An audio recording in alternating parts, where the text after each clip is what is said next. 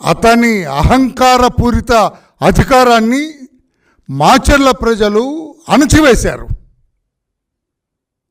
ఈ విషయం అర్థమైంది అతనికి.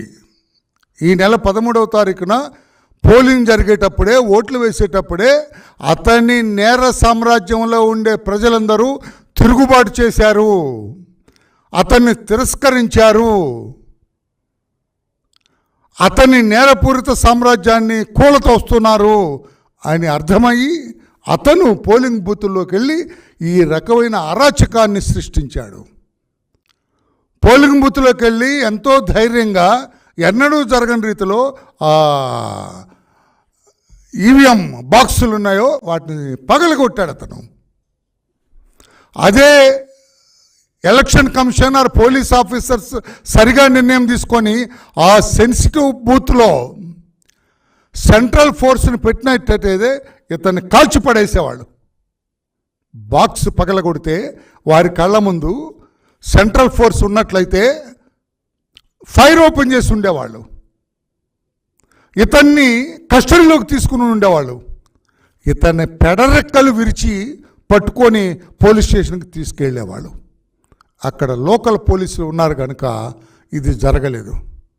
మేము ఎలక్షన్ కమిషన్ అదే అడిగాము నిన్న, మీరు సెంట్రల్ ఫోర్స్ ఎందుకు పెట్టలేదు? ఎప్పుడైతే అది సెన్సిటివ్ బూత్ కింద డిక్లేర్ చేయబడిందో, ఎప్పుడైతే ఆ కాన్స్టిట్యుయెన్సీ సెన్సిటివ్ కాన్స్టిట్యుయెన్సీ కింద నిర్ణయించబడిందో అప్పుడే మీరు సెంట్రల్ ఫోర్స్ని ఆయా బూతుల్లో పెట్టుండాలా? పెట్టలేదంటే అది ఎన్నికల కమిషన్ నిర్లక్ష్యమా?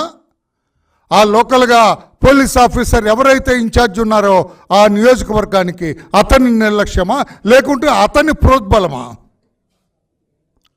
ఎక్కడెక్కడ పెట్టారు ఈ రోజున ఈ సెంట్రల్ ఫోర్సెస్ని? ఎన్ని బూతుల దగ్గర వాళ్ళని పెట్టారు?